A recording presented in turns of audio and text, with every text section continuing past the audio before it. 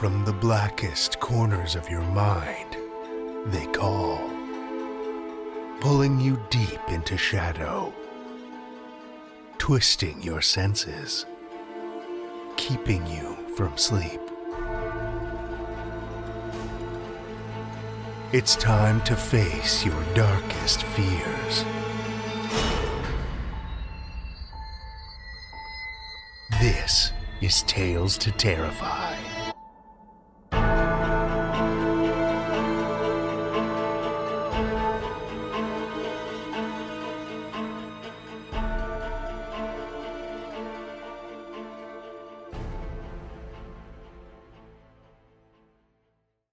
Good evening, children of the night, and welcome. Tonight we have one longer tale for you, so I won't take up any more of your time. Without further ado, let's dive right in. Our story this evening comes to us from M.J. Jones. M.J. Jones is a writer of speculative fiction whose work has appeared in Noctavagent Press. She tweets as at MJJ_writes. Link is in the show notes. Children of the night, join me for M.J. Jones's Quod Volunt Credunt, a Tales to Terrify original.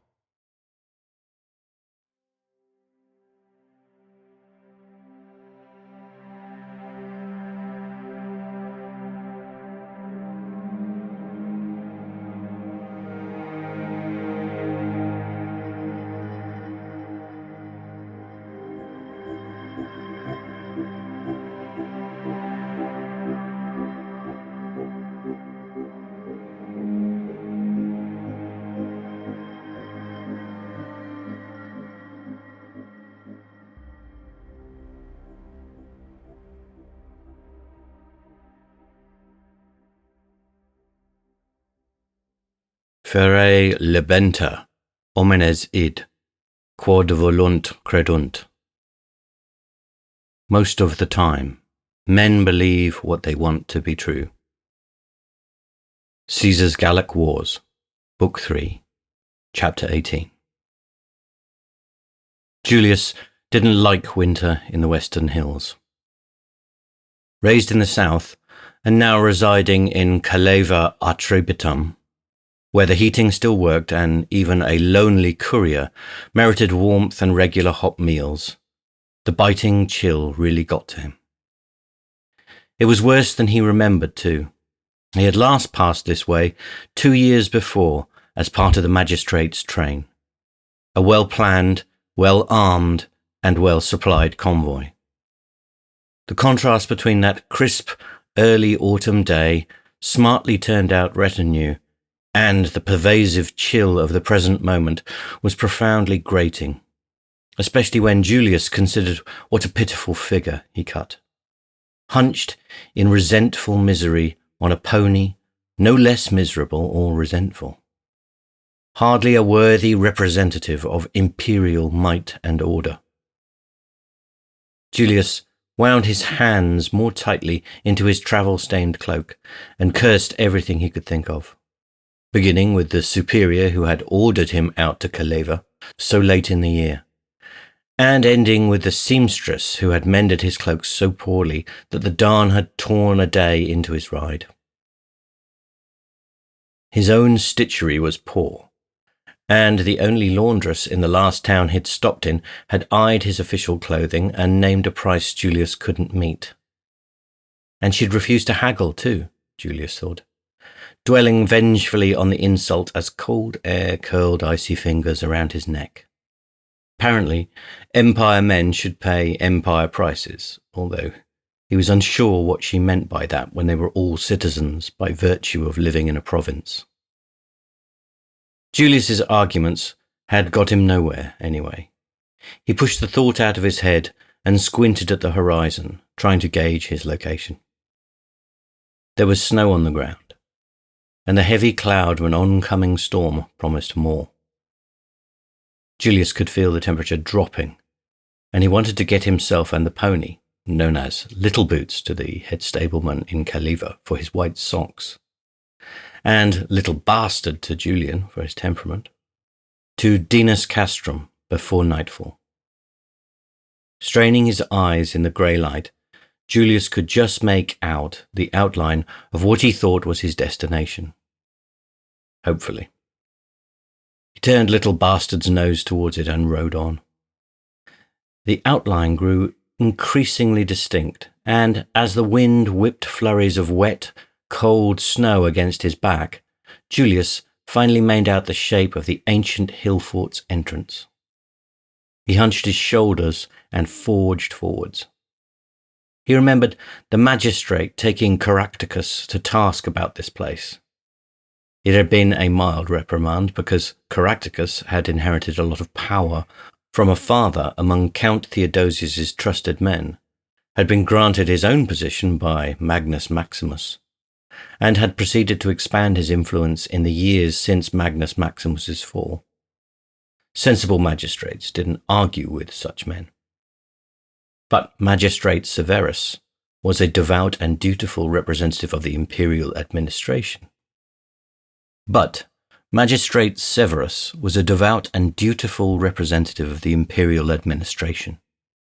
And there was no denying that retreating to the hill fort and rebuilding there, without so much as a church, had a suspiciously pagan and very un-Roman look to it. Julius had passed the old town in the distance. The best repaired path now deviated from the Roman road for no obvious reason, and even taking into account the poor visibility, it looked deserted. There was an eerie, moth-eaten aspect to its emptiness, a feeling familiar from some of the settlements Julius had seen where old buildings had been left to moulder away, but far more intense. Julius had said a prayer and tried not to think about it. Julius remembered the magistrate asking Caractacus why he'd forsaken the town and founded a settlement so ill-planned it was called Town Army Camp. Caractacus had replied that it was more defensible, and when the magistrate had asked who exactly Caractacus needed to defend against, he changed the subject. The area did have an uncanny reputation. Before Julius's departure from Caleva, the head stableman had reminded him repeatedly to say his prayers and foisted an amulet on him, something made out of an old coin with the Chi Rho carved across it. But Julius thought Caractacus's decision probably had less to do with hauntings than politics, which were also Julius's concern. He regretted the necessity of pushing his hood back and showing his empty, unarmed hands to the sentries, but dismounted his pony and did so. Just ahead of him, Julius saw a pig being driven towards the entrance by a woman. Clearly a local who expected to be recognised, for she hadn't removed the hood that had been plastered against her head by the disgusting weather.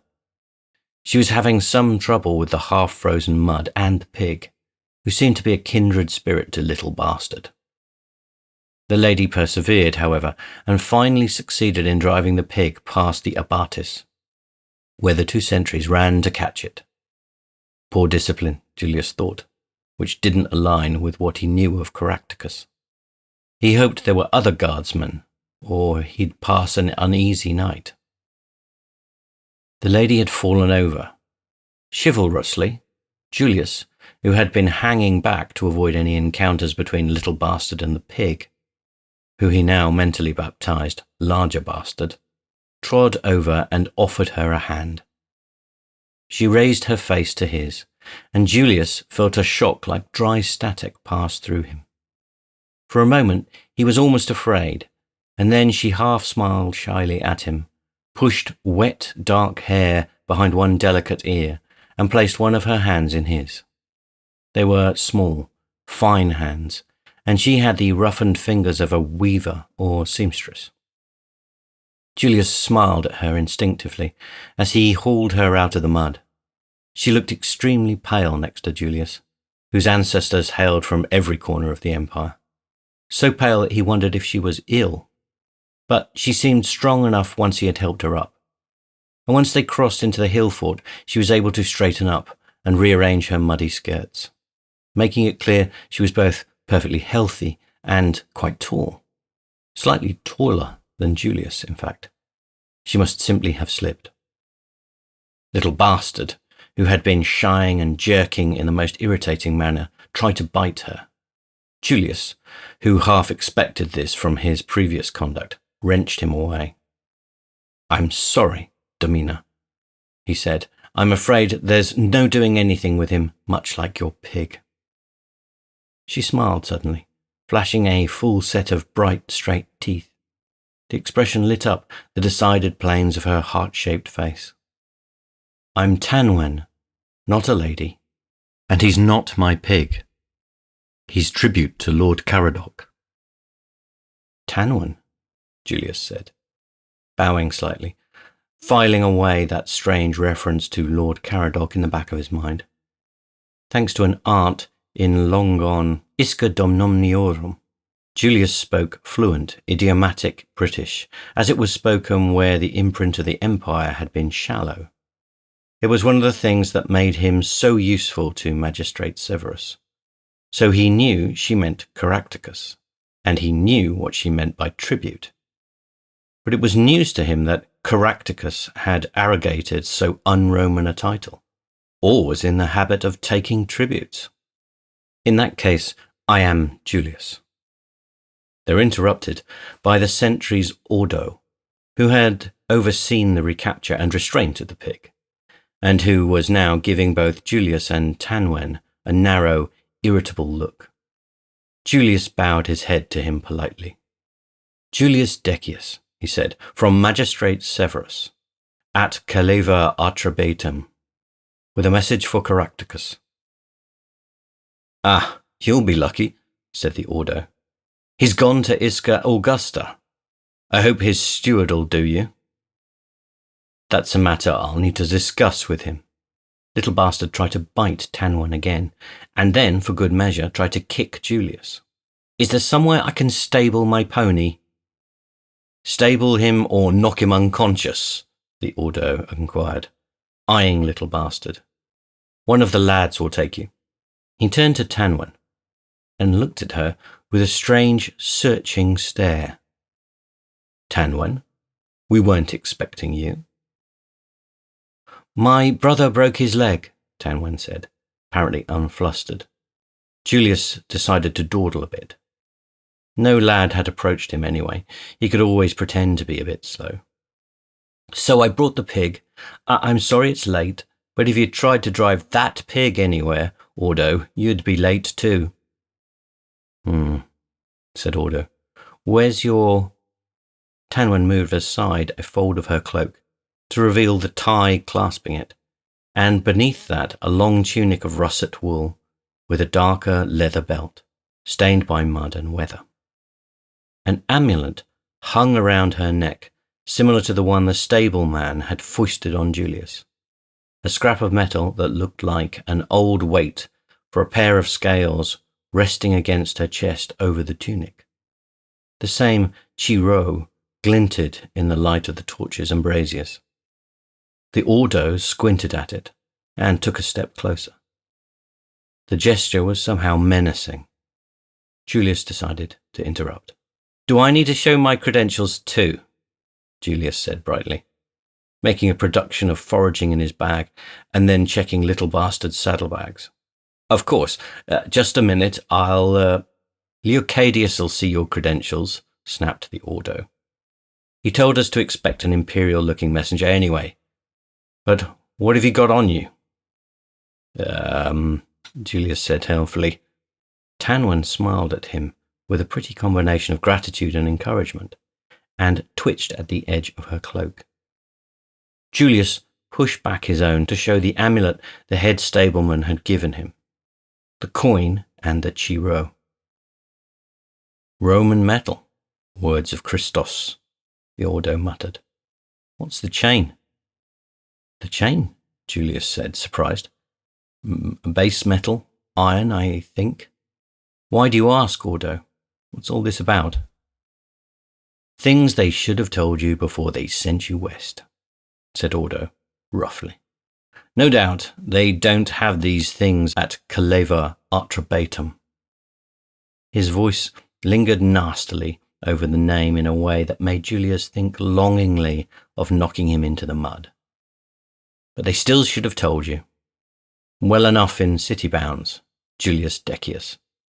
But don't go out the walls without that.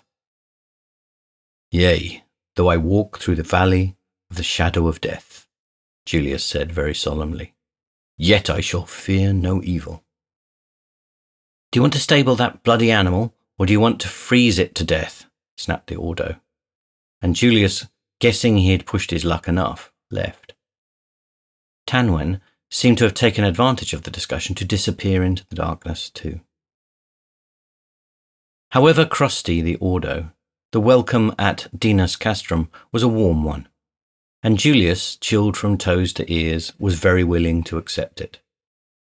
Within the hour, little Bastard had been stabled and groomed by an efficient pair of lads, and Julius had been shown to a comfortable pallet and given hot water, soap, a razor, and a towel, and then, when he had cleaned himself up, conducted to a large building reminiscent of a regimental headquarters, where the evening meal was in progress. Out of sheer habit, Julius listened in to nearby conversations and suddenly realized that, although the building was crammed to the rafters with people of all ages, he could hear much more British than Latin.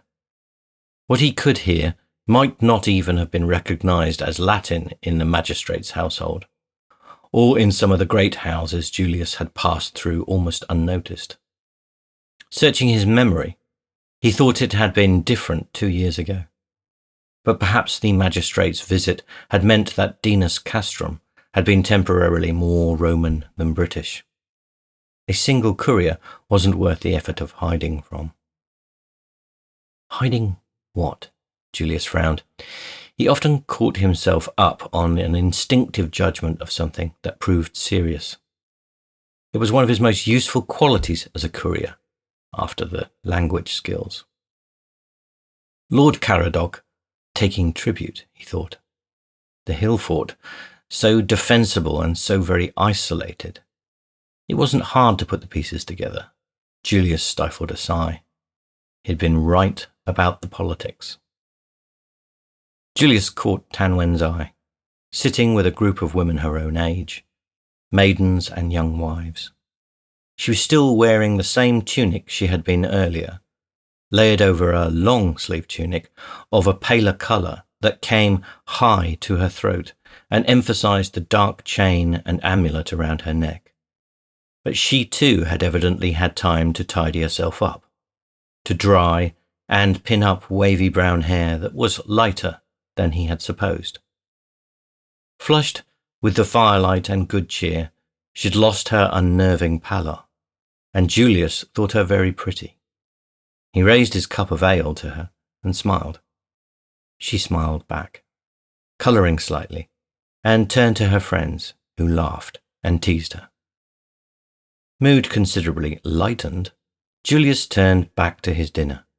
Decent ale, thick stewed vegetables, and beans given flavour with what passed like salted pork, and bread sufficiently gritty that Julius wondered if the good quern had been abandoned with the old town. Still, it was hot and tasted good, and Julius wasn't going to argue with a full meal, not after the day he'd had. He'd almost finished his meal when an urchin, wearing a tunic they were clearly expected to grow into, and an amulet almost comically too large for them, wriggled through the crowd and bumped into him. "Watch where you're going, sprat," Julius said in his standard Latin, and then, when the child looked confused, repeated himself in the British-inflected dialect of his childhood.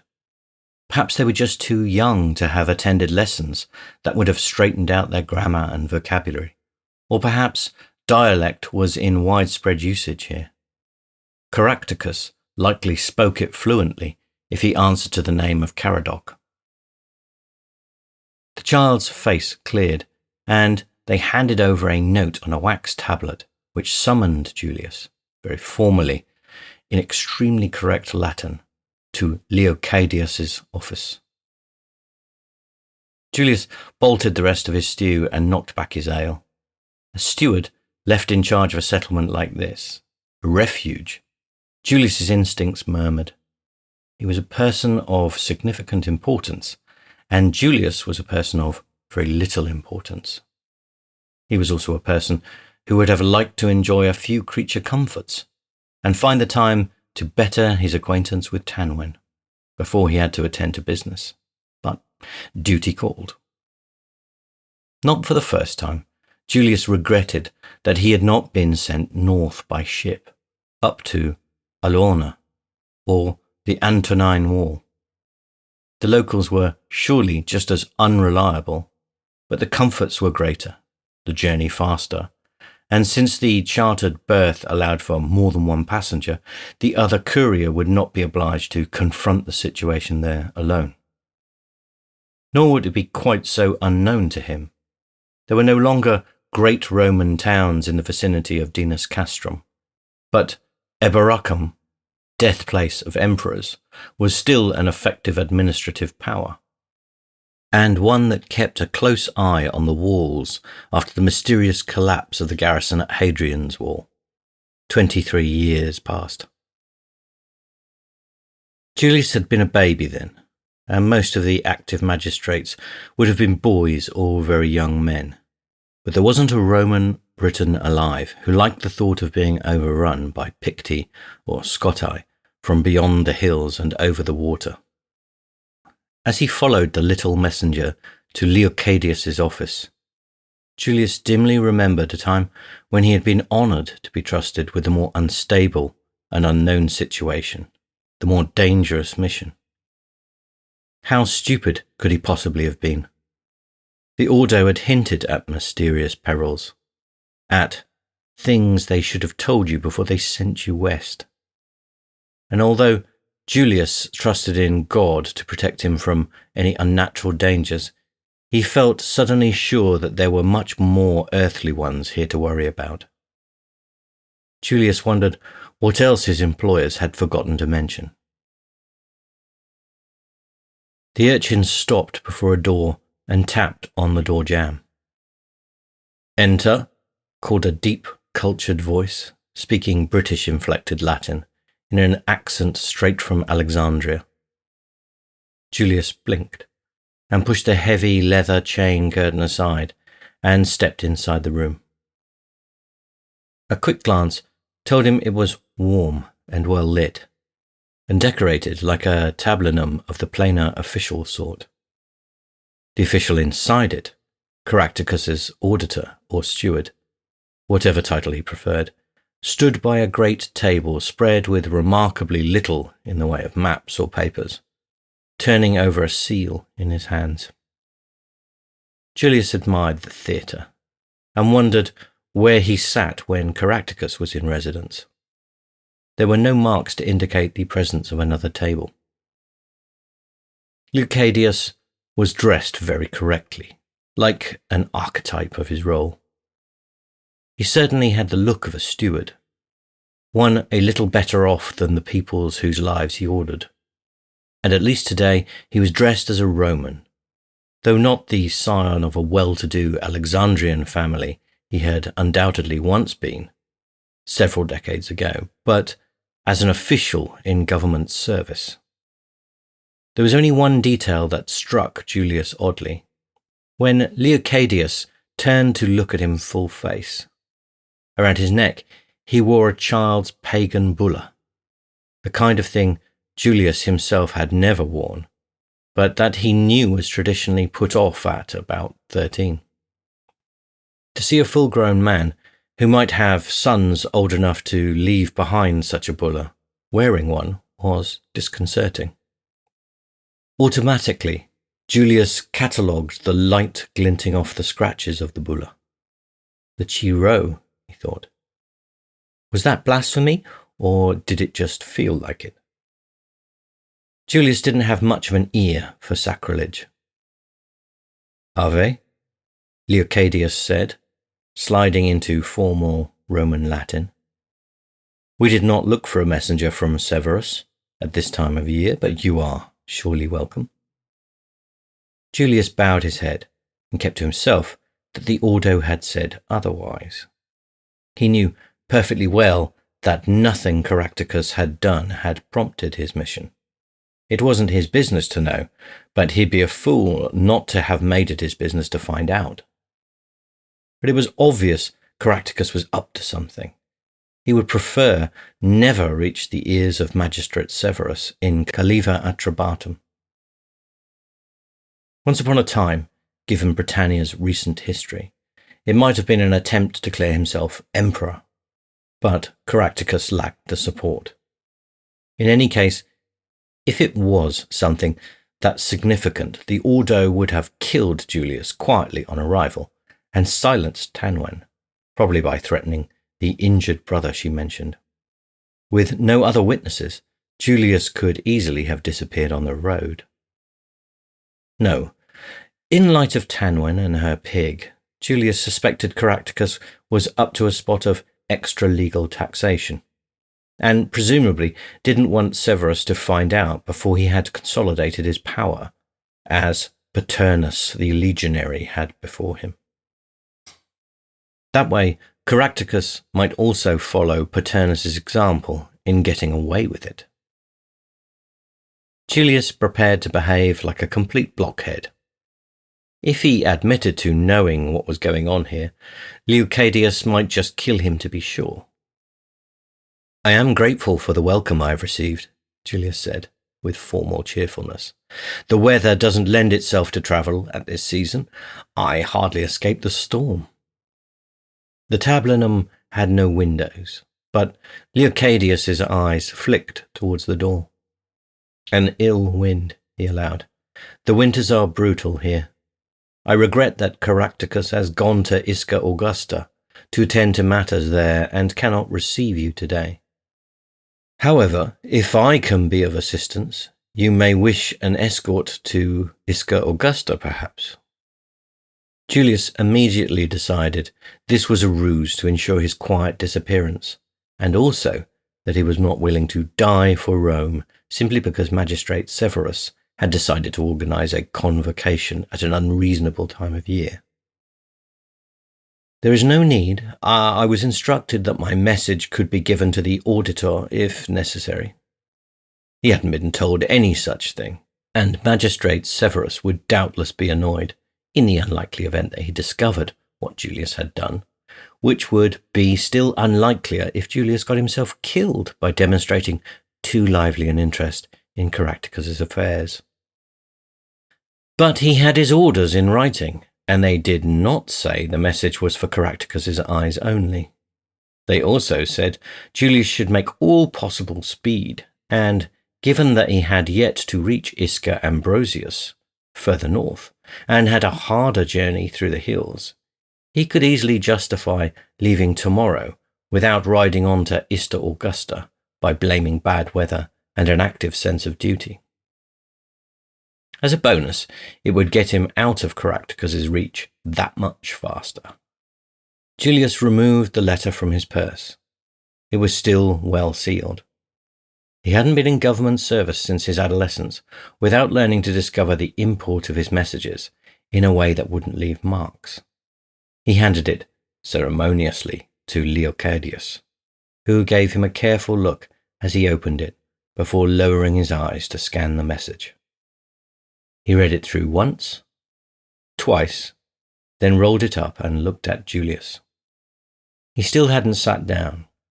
Julius thought this was unnecessary. The point about his steward's role had already been made, and it looked disingenuous.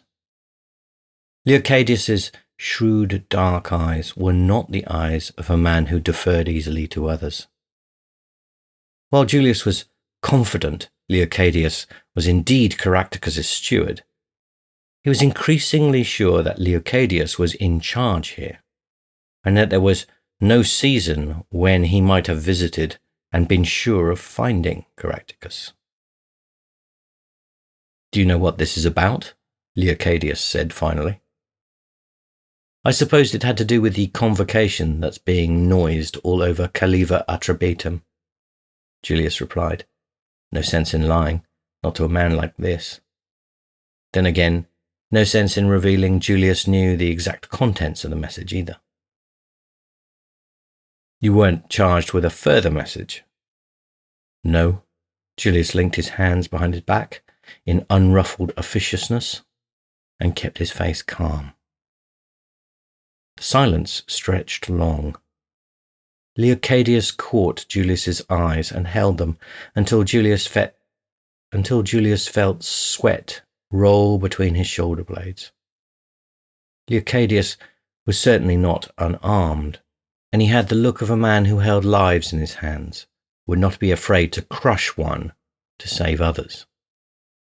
Julius himself was not much of a fighter, except in the kind of backstreet melee that boys got into, and reputable young men grew out of. Faced with Leocadius in a crowded tavern, Julius would engage to dodge a blow and smash a stool over his head any day, but here, Julius doubted he could even reach the door. Even if he did, it wouldn't matter. Leocadius controlled the hill fort's only entrance and exit. And Julius didn't fancy his chances of bribing his way out. No, he needed to persuade Leocadius that he was harmless and stupid. Too small a fish to be worth landing. And the best thing for that was to remain silent, and possibly pray. Julius prayed. After several agonizing minutes, Leocadius withdrew his gaze deliberately. How do you find our little camp? It must seem very different to Caliva Atrebatum. A great refuge, Julius said diplomatically. I was surprised to find the road had changed as well as the town. The old town is empty now, Leocadius said, with a sense of definite ending. I saw. It must have helped to have an alternative site close by. Does it have a spring? The old town had no need of a spring. It was on a river that joined the Afon. The hill fort overlooked both the tributary and an important ford, but the river was a considerable advantage to give up. There must have been some very compelling reason for Caractacus or Leocadius to force the townsfolk from their city walls. Julius couldn't help asking himself not only why it had been done, but how. A small one, Leocadius said. There were other advantages. He called out in Greek, that strong voice carrying easily with command, and with the same refined Alexandrian accent as his Latin. Julius was irritated to realize he could not follow Leocadius's words. Very few others in Caliva Atrebatum had any Greek, none of his own station, and his opportunities to read or speak it were few. He could still tell, however, that Leocadius had given an order. Irritation rapidly turned to adrenaline, and he tensed as a burly orderly entered, and then relaxed abruptly as he realized the other man was carrying a chair, which he set down opposite the table. He flicked a glance at Leocadius to make sure his short-lived belief that he was about to be unceremoniously disposed of hadn't been noticed, and found the very faintest hint of a smile on Leocadius's face, an occurrence so surprising that Julius was almost betrayed into staring at him. Leocadius was silent until the orderly had returned with a tray, a jug of wine, and cups, and Julius had poured for both of them. He took a draught of the wine and glared keenly into Julius's face, then said, Wariness will save your life out here, Julius Decius.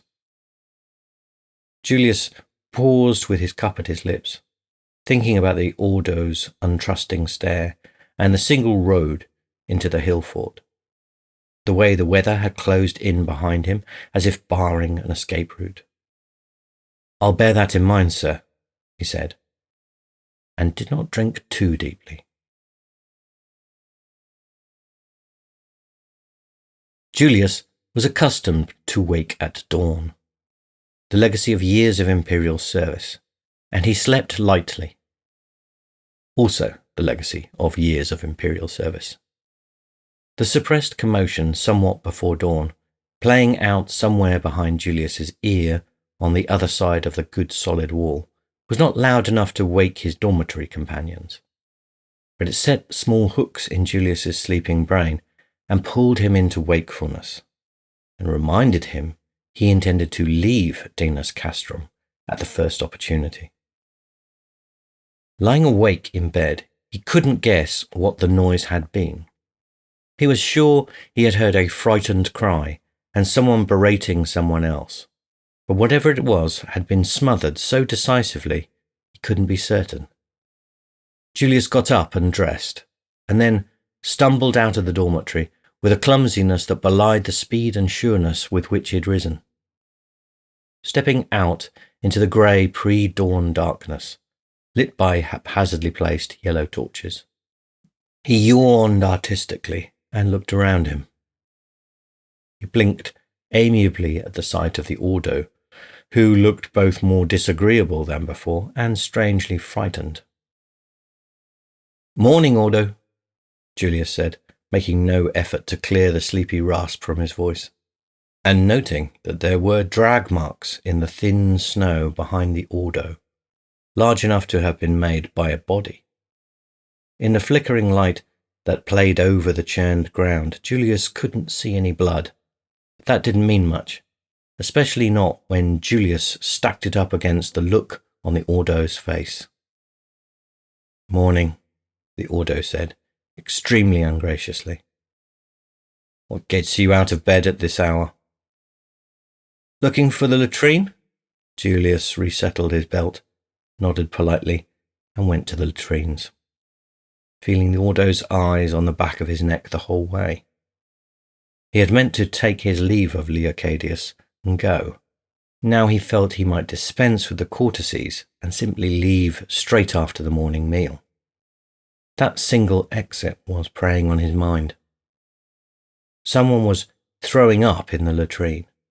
Julius ignored them, except to notice that they were sobbing wretchedly. This argued against the after effects of yesterday's stew, which had affected Julius's digestion not at all, or unauthorized consumption of Leocadius's wine, which probably wouldn't make one cry. Leocadius claimed no particular vintage for it, but it had certainly been smooth enough to keep one drinking until it was much too late, even if they didn't have Leocadius himself asking them probing questions about Magistrate Severus's business for hours on end. Julius left the latrine and walked up to the hill fort's walls to inspect the weather in the light of a slow dawn. The men were nervous enough that Julius felt good manners and self-preservation obliged him to make a lot of clumsy noise, and they would not be drawn into conversation, even to guess at whether it would snow. Julius himself thought likely yes. Though yesterday's storm had blown out, leaving only mud and a thin, frosty layer of snow, there were thick clouds like unspun wool lying over the land, apparently unmoved by the biting wind. Julius shuddered for no good reason and found himself repeating the morning prayers he usually said while waiting in line for his breakfast. The men on the walls were shivering too, and one was clutching the amulet around his neck, a piece of door latch scratched clumsily with the chi-ro instead of his weapon. Since he'd almost stabbed Julius when he came up onto the wall, Julius decided to go in search of breakfast instead of passing comment. Breakfast was available in the same communal hall where he had eaten dinner, and to Julius' surprise, the atmosphere here was equally troubled, reminding him unpleasantly of his own speculation about the abandonment of the old town. It was likely, of course, that information would spread like wildfire in so small a community. But the noises Julius had heard must have been the discovery of the body. It could not have been more than half an hour ago. If it was some accident or natural death, there would not be so much palpable fear. And if Leocadius had needed to get rid of someone, he would have been too discreet to let it get out like this. A door banged shut in Julius's face for the second time in 10 minutes. He opened it again and asked himself why people were suddenly so careful of doors. The killer had to be part of the community. Logically, they were already here. Julius's skin crawled. He thought of his own arrival, the night of the death, and the way his visible Romanitas, so different in degree, if not kind, from the community here, made him stand out. Julius could have blended in, given himself some more British name, and dressed as his aunt's nephew rather than his mother's son. But he was here as a representative of imperial power, not a quietly deniable messenger, and he had spoken and acted like one. It would be easy for a small community, not wanting to accuse one of their own, to suspect him. He was the obvious suspect. Julius forced himself to accept the morning meal he was handed, and sat eating and thinking in a good impersonation of abstracted silence. He had been in tighter corners before, but usually in larger settlements where it was easier to be anonymous, or in countryside he knew better, where it was easier to lose pursuit. Here there was only one exit, and he was personally known to the people who controlled that exit. Never mind the snow, his chances were better in the hills. If he left now, he might look guilty, but he would also be gone, and considering the simmering panic running through the people in the hall, that might be a trade-off worth making. If he left before the snow started, it would hamper any pursuit. The most important thing was to keep a whole skin. The second most important thing was not to look rushed. Julius went back for seconds. He had just got up and left the hall, matching the mood with seriousness and the faint overtones of confusion appropriate to a stranger who knew something grave had happened, but didn't know what, and was almost at the dormitory when the same urchin from the night before tracked him down. Julius stared at them. Nothing appeared to have changed from last night in terms of dress or appearance, except that the urchin now looked pinched with fear, and was twisting some worn rag of a comfort blanket in one hand. They must be younger than Julius had previously supposed. Much more striking, someone had hung them about with several of the lucky charms Julius had seen.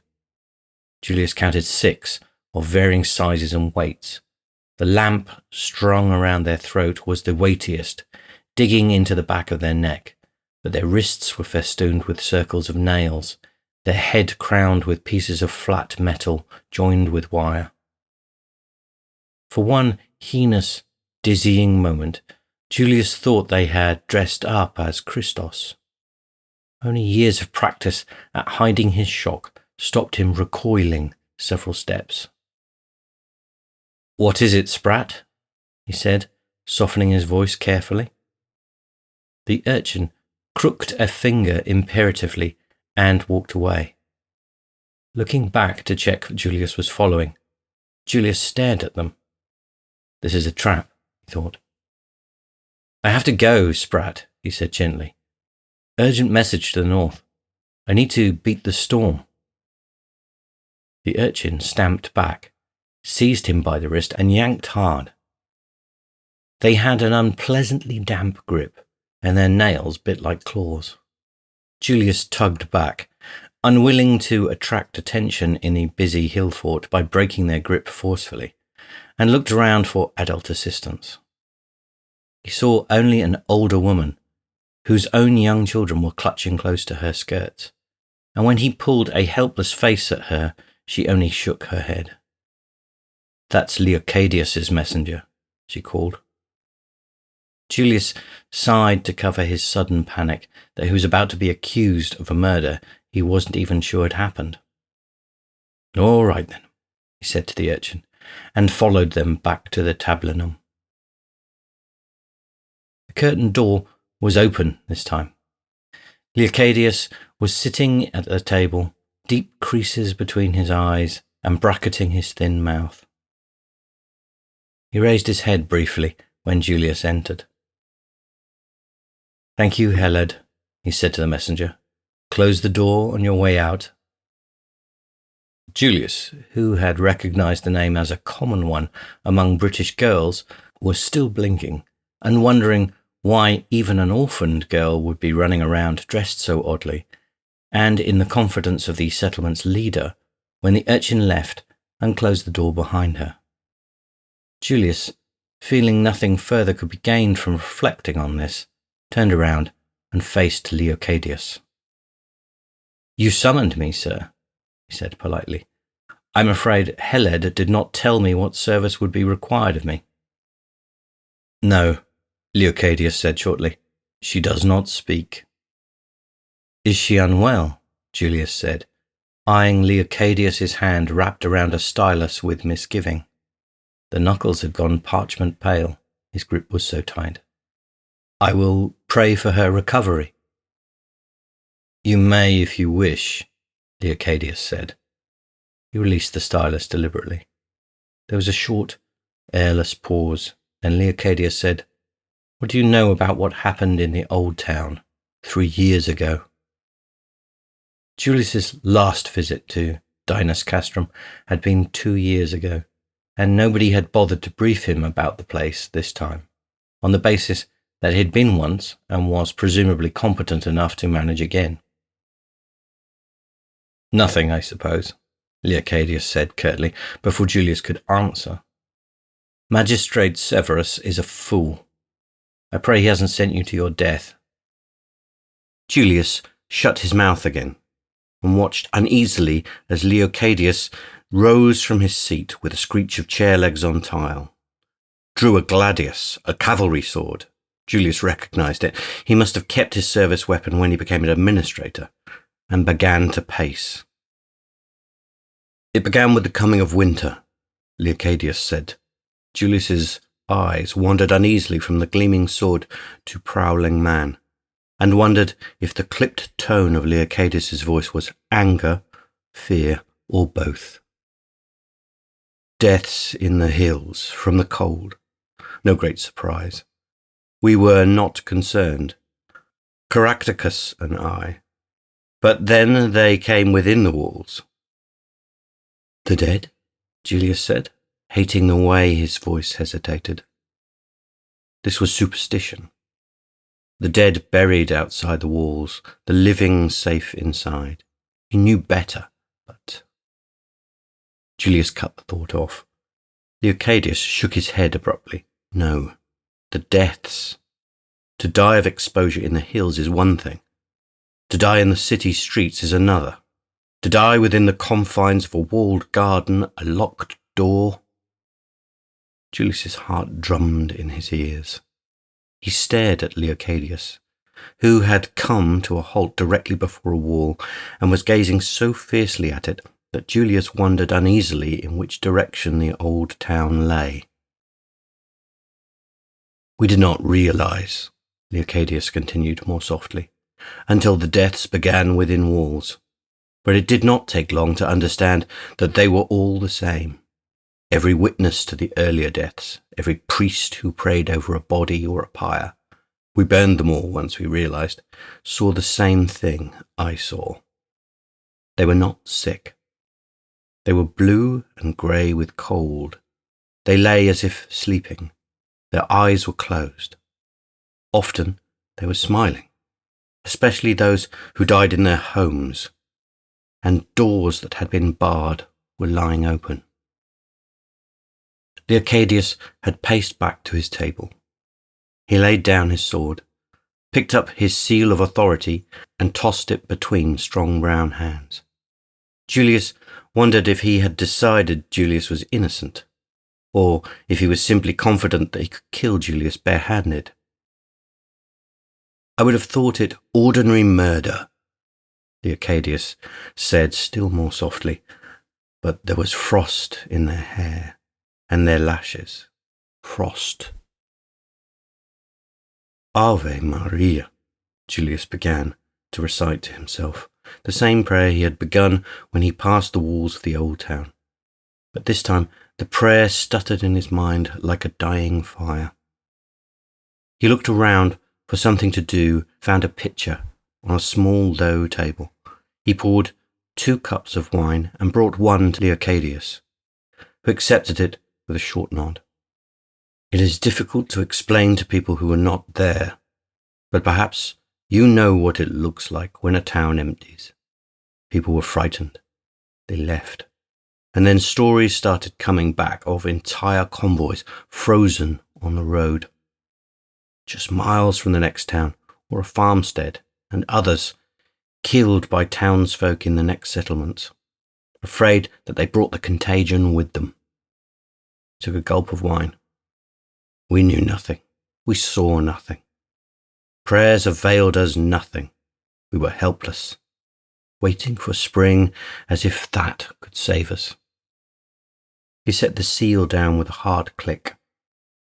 Julius sipped at his wine and half kept an eye on the sword. They had talked of ghosts and curses in Isca Domnonorium, but even as a boy he'd been incredulous. You didn't have to look to the dead to see why a town wasn't living. Somehow, Julius found it a lot easier to believe Leocadius, and that itself chilled him, but not as much as that well-cared-for sword. Then I found Heled, the only living witness. She does not speak, Julius remembered. A chill raced up his spine. Her father was a smith, Leocadius said. Well-to-do, married, a son and 2 daughters, 2 apprentices. When their front door was found wide open in the early morning, no one wished to go inside. So I did. He drained his wine. They were all dead. Gwyn in his bed, the apprentices in their room, Maria Cloelia in her daughter's bedroom, with the older girl and the baby. All sleeping. All with frost on their hair, except the baby. Leocadius swallowed. The only living thing left were a kitten and a younger girl, hiding in a shallow embrasure. Heled, Julius guessed. Leocadius nodded. She was holding an iron lamp marked Chiro, and she would not leave the embrasure until I approached it and the kitten climbed onto my shoulder. He winced. She also hit me with the lamp. She would make a sound, and we later realized she could not. Afraid? Julius said. Yes and no. She is certainly afraid, but she tells us that is not why. He sat down at his desk. We learned from Heled that the killer could not pass a threshold without permission or bear the touch of forged metal, especially iron, and animals would not tolerate its presence. We removed to the hill fort, the largest threshold we could find, decked ourselves in metal, and waited out the winter. Those of us who survived. Including Heled, Julius said, very carefully. Leocadius nodded. I taught her to read and write, he said, and was silent for a long moment. He shook himself and refilled his cup, watering it heavily. She said she got out of bed because she heard rustling and her kitten was crying. The lamp is hers. Her father made it. She has always been afraid of the dark. She hid in the embrasure when she heard the baby scream and then stop suddenly. The creature came to her with her mother's face, and then her sister's, and then the face of a beautiful woman. But the kitten screeched at it, and the creature got angry when Heled would not come out. It reached for her and touched her face. There is a scar like a frost burn, though it is well healed. She said the creature took her voice when it happened. Christos preserve us, Julius said blankly, into the dead silence that followed. Then you believe the monster is within the walls once more? The dawn change of centuries found a man dead on the ground, Leocadius said. Blue and cold, ice in his hair. It was a cold night, but not so cold he would not have been able to reach shelter had he not been prevented. By the look of his footprints, he ran for safety.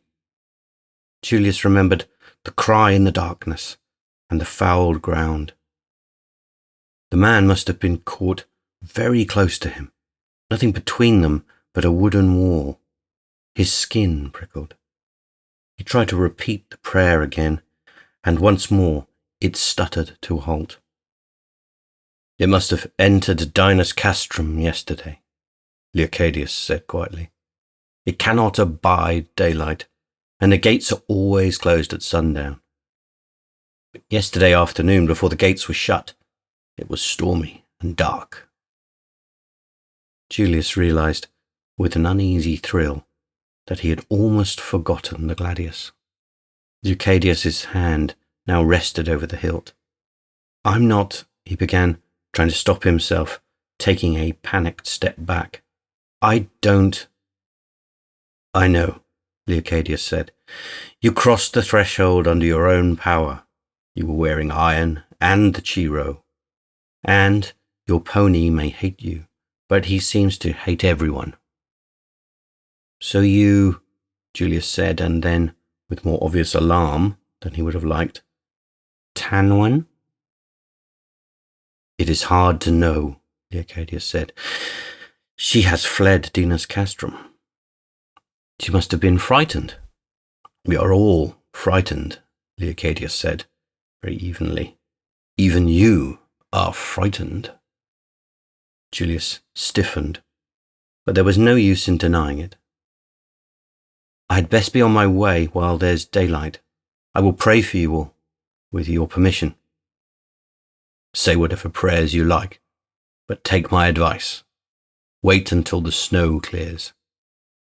Good advice, but also a good way to keep him here until he could be caught off guard, or until men less wise than Leocadius decided he was responsible for the death and killed him.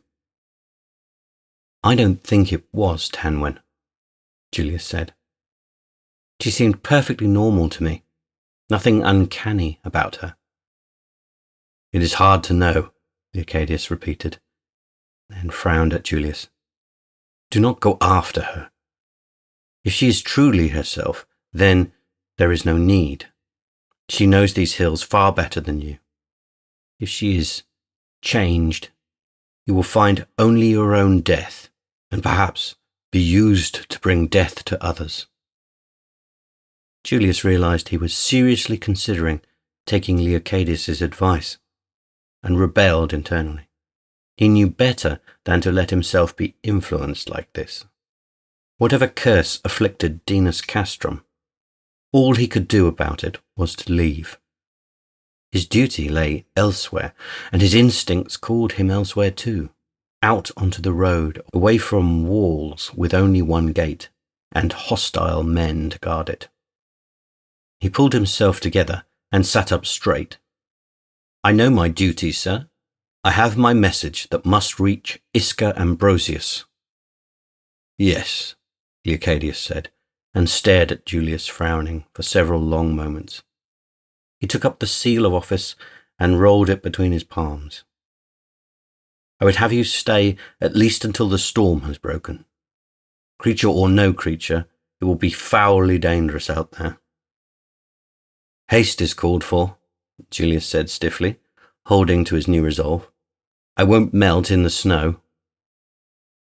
I am far more worried that you may freeze, Leocadius replied, and yet that would be the least cruel of the fates that may await you. But whatever you may have thought, I cannot hold you here. Julius kept silence. He knew Leocadius could keep him here as long as he pleased, and Leocadius knew it too. Julius liked him a little less for pretending otherwise. He saluted Leocadius formally. Remember, Leocadius said, cold iron, thresholds, and frightened animals. And since you are so devout, you may wish to know that in these hills the patron saint of travellers is Saint Elin of the many paths. Saint Elin, Julius said, caught by surprise. Saint Elin, Leocadius confirmed, wife of Maxen Valedig. Leocadius had reverted from his usual formal Latin to the British inflected dialect, or he would have said Magnus Maximus, not Maxen Valedig. Julius noticed it immediately. He thanked Leocadius and wondered what it meant that the locals venerated the dead British wife of a failed emperor. Emperors had their own supposed divinity in past pagan years, and might pass it to a wife or daughter. But in these days of the true faith, to be an emperor was to possess temporal power alone. Julius bowed. Soon none of this would be his problem, except for the very strange report he was going to have to deliver to Magistrate Severus. When Julius rode out of the gates, Leocadius was there to give permission for him to leave, under the unfriendly stare of the order. The sentries were already digging a ditch behind the wall, a fresh threshold for the creature to balk at, supposing it had left. Heled was standing pressed against Leocadius's side like a frightened girl rather than a trusted messenger, and Julius would have thought it only her own fears if he could not see the auditor's hand gripping her shoulder. He must have been the one who had collected the cold iron she wore. Julius pulled himself together and said a brief prayer. Then he turned his face to the building storm clouds. He knew, of course, that leaving Dinas Castrum was nearly as foolish as staying. Though he had studied maps of the country, and he knew the road through the hills he must take, from the Ordo's disgruntled reaction to Leocadius's order to let him leave, and the stares and whispers that followed him past the abatis, he knew he had been right to be wary. But Leocadius, it seemed, would have protected him. A man less used to taking risks might have laid their trust in Leocadius's careful calculations than in the uncertain conditions. But Julius was very well accustomed to risks, bad weather, and the calculations of great men, and, on the whole, the weather seemed less dangerous. He preferred to die of the cold rather than stay to be hunted, whether by a mob or by a curse. Still, Julius hunkered down in the saddle and set Little Bastard to trotting, hoping to get as far as possible into the hills and find shelter before the storm struck them. An hour after he'd left Dinas Castrum, the hill fort was only distantly visible. A dark blot hunkered down on the snowy hill, and a pale mist of falling snow blanketed it. Julius focused on the road. Caractacus and Ambrosius between them kept it in reasonable order, but there were unmistakable signs that it had not been relaid for many years. As it climbed, Julius squinted into the distance for shelter of any kind. He found none. Isca Ambrosius was perhaps 2 days' ride away, and there were still settlements along the road. Julius was sure that if he followed it, he'd reach one soon enough. He was well provisioned, and he knew himself to be a capable and hardy young man. Quite apart from that, he knew how to put his trust in God. He told himself that with every slow half-mile he rode away from Dinas Castrum, he was putting unearthly perils behind him and replacing them with the ordinary dangers of the weather. He could not reclaim the confidence he had felt when he first arrived at Dinas Castrum, but that was understandable. Julius defied anyone to sit through that last meeting with Leocadius without feeling at least a little shaken. By the look of his footprints, he ran for safety. Julius shuddered at the memory. 2 hours in, the storm had overtaken him. Julius pushed Little Bastard as hard as he dared, wanting to make as much progress as possible without endangering the pony. Little Bastard responded cantankerously. too chilly and disorientated even to yank his head back and to try to bite Julius's knee. But he did move. A perilously bad section of road occupied Julius's full attention for a few minutes. He could see very little in the thick snow, and then he was able to look up, peer into the middle distance, and spot some kind of dark hilltop blob that meant shelter. Something as tall as a man and long as a house, with a great tree leaning over it, and a few smaller shrubs clustered around it. It was no farmhouse, but it was large enough to shield both him and Little Bastard, and there might even be a sheltered space for a fire. They would need all the warmth they could get to outlast the blizzard. Julius wished he had a spare blanket to throw over Little Bastard's back, but there was none. Little Bastard jerked and shied. Julius tried to soothe the pony, but the wind cut over his voice like a screaming woman and sobbed like a child's tears. It was eerie enough that Julius flinched, especially when the storm cut oddly through the valley and the buffeted trees made a noise like a hoarse man gasping, "No, no, no." Little Bastard leapt into the air and galloped along the road, and Julius fought with the reins, cursing himself. If he couldn't control his own fears, it was hardly surprising he couldn't control the pony. Julius forced Little Bastard forward until the point where he judged it best to leave the road, and quickly realized he had been mistaken. A dead tree stump, blackened by a lightning strike, loomed up before them, and Little Bastard whinnied in sheer panic and threw Julius, who landed hard on the paving stones. Julius screamed and flung his hands up instinctively as the pony leapt over him, but Little Bastard seemed too frightened to live up to his name and disappeared into the storm instead of trampling Julius. "Stupid animal," Julius said thickly. He touched his head carefully and found there was no blood, though his ears were ringing. He'd been lucky not to smash his skull, but he certainly had been stunned. He tried to get to his feet and found he couldn't. Doggedly he got on all fours and raised his head enough to get his bearings and see the shelter above him. It was not so far, he told himself, and although much of his kit had gone with Little Bastard, he still had the essentials with him.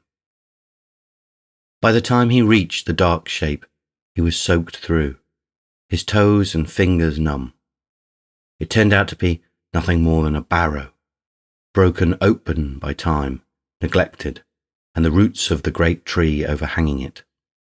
But Julius was too tired and cold and sore to see anything other than shelter. Already, the knife-sharp chill had lessened. Even supposing the barrow hadn't been plundered, Julius preferred the company of a few bones to the screeching of the wind, and he thought the worst that was likely to happen tonight was that he might lose a few extremities. This genuinely did concern him. A damaged messenger would be too distinctive for some of his more confidential errands, and he huddled himself in a corner, wriggling his fingers and toes, and fumbling with flint and tinder to produce a small flame from the dry twigs and leaves that had been blown into the sheltered place.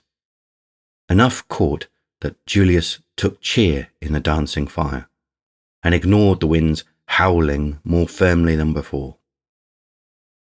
Stout walls would certainly have been safer.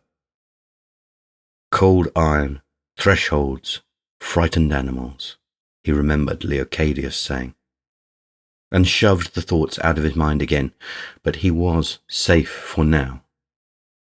Julius pulled dried meat and fruit from his emergency packet to chew on, and considered his resources. He had only a half gourd of water left, so he took no more than a swallow, but it made his snack easier to chew, and all of it combined lessened the impact of the wretched cold. Julius's fingers and toes were now stinging painfully, a good sign if an uncomfortable one. He tucked his feet tightly beneath him, shoved his hands into his armpits, and stared into the fire, contemplating how long it would take to walk to Isca Ambrosius, or if he might be able to catch Little Bastard. The wretched animal had probably taken shelter nearby. Julius recited his prayers to stay awake, and to give himself something to think about besides Leocadius's warnings. He felt thanks were owed to Saint Elin, who perhaps had been both holy woman and empress, and who had undoubtedly led him to the safe haven. He kept losing track, though, and spared a moment to chide himself for impiety before pulling the amulet the head stableman had given him in Caleva over his head, and using the iron chain's links to help him follow his prayers. It wouldn't do either to show ingratitude or to fall asleep. Julius thought of the sentry who had died a few feet from his head on the other side of the threshold, and then pushed the thought violently out of his head. He would be here only a few hours while the storm blew over. He had nothing to be afraid of. Julius woke slowly, with a softness he hadn't felt for years. His mornings were never indulgent, and realized that he was lying with his head in the lap of a beautiful woman. The woman smiled down at him and stroked his hair off his forehead. Julius felt the dull ache in his head melt away, and realized that his feet no longer hurt and his hands no longer felt stiff. The fingers now relaxed enough for the iron chain to have slipped from them. The remnants of his tension from the day before had drained away to be replaced with contentment. "Saint Elin," Julius said, willing to believe any manner of strange things about this apparition. "Look closer." She laughed and bent her head towards him, pushing her cloak's hood back. It was blue like Mother Mary's, but when Julius blinked, her face came into focus as Tanwen's. "Tanwen!" Julius exclaimed, struggling to lift himself onto his elbow. She smiled and pushed him down gently into her lap. "You shouldn't be out here. You'll catch your death. How did you get here?" "So sweet, Julius," Tanwen said, resting her hand on his chest. "Don't worry about me." Julius looked about him and found that the storm had cleared from the sky. Thick snow piled about the sheltered place, and between the branches of the tree above Julius could see the stars prickling in the dark night sky, and a full moon gleaming. The barrow had gone quiet under its white blanket, whichever dared that lay there resting in peace. There was no sign of Little Bastard, and no place where the soft fall of snow might have been broken for Tanwen to join him there. She might as well have flown. Julius lay back in Tanwen's arms and looked into her face. "Thank you," he said very softly. "Thank you." "Oh, it's I that should thank you," Tanwen said. She'd stopped speaking in her Latin dialect, and now spoke the British of Julius's childhood in Isca Dumnoniorum, when the town had started to wither and his sisters had died, and his father had gone away and his mother had turned her face to the wall. And the only warm hearth where Julius had been sure of a welcome was his aunt's. "Only my duty," Julius said gallantly, thinking of the Ordo who had threatened Tanwen, and who had almost refused to let him leave. Even Leocadius had suspected Tanwen. How much worse would she have been treated? Tanwen laughed and rocked him like a treasured pet. "Oh, Julius," she said, "look closer, Julius." And Julius looked and saw a brightness like the sun at noon in winter, white and far off and far too cold. Talons like a kite's and wings like a kite's too, beating in the air, buffeting Julius, no more than a mouse before her. For thereby some have entertained angels unawares, he whispered, enthralled. Tanwen laughed like bone skates ringing over ice. But Julius didn't feel he was being mocked. Julius, she repeated, like she loved him. Have you come to take me to heaven? Julius asked, quite willing to go wherever she sent him. There is no sinner that deserves a guide like you. That depends, Tanwen said, seriously. Are you dead? I don't know. Tanwen touched her lips to his forehead very lightly, and it stung for a moment, but then it was only warmth, and Julius let his head loll in her embrace, baring his throat. Will you let me choose? Tanwen whispered. My life in your hands, Julius said, feeling both as if this was not real at all, and as if it were the truest thing that had ever happened to him. Tanwen laughed again, and this time Julius could hear ice cracking. He frowned slightly, confused, but then Tanwen smiled at him. The puzzled lines eased away from his face. It always has been, she said, soft as a stooping falcon's rush, and lowered her mouth to his. Can I kiss you, Julius? He nodded, as if there were nothing he wanted more. Let me in, Tanwen breathed, and then there was nothing but white fire and silence in the hollow beneath the barrow and tree. In the end, Julius, or something that looked just like him, walked to Isca Ambrosius.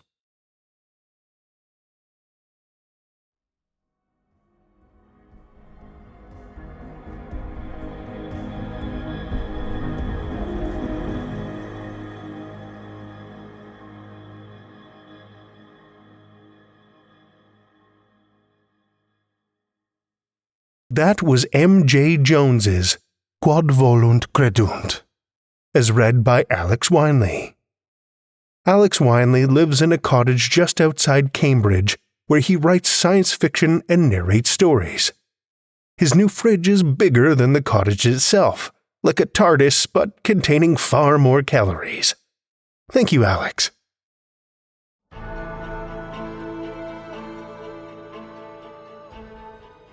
Well, children of the night, the hour is late and we've run out of tales to tell. For now. Tales to Terrify is made possible by the tremendous generosity of our supporters on Patreon and PayPal. Incredible fans like Lestle Baxter, Amanda Carrillo, Amanda Gottfried, and Orion D. Hegre, whose generous support keeps these lights on and flickering ominously. If you're not a supporter, head over to patreon.com/Tales to Terrify. You'll find all kinds of perks, like ad-free episodes, bonus content, and one-of-a-kind collectibles. Every dollar goes back into this show, and we appreciate your support so much. Want another way to support the show that doesn't cost you a cent? Head over to Podchaser, Spotify, or Apple Podcasts and drop us a 5-star review. You'll not only put an unnaturally wide smile on our faces, but help new listeners discover our terrifying tales, too. You can show your love of the show out in the world with some Tales to Terrify merch. TalesToTerrify.com/merch will take you to our TeePublic store, where we've got a great collection of creepy custom and curated designs. Tales to Terrify is produced by Seth Williams, Meredith Morgenstern, Andrew Gibson, Crystal Hammond, Spencer Disparty, and myself, Drew Sebastini, with original theme by Nebulous Entertainment. Tales to Terrify is distributed under a Creative Commons Attribution, Non-Commercial, No Derivatives license. Join us again next week as we sail into dark waters with more tales to terrify.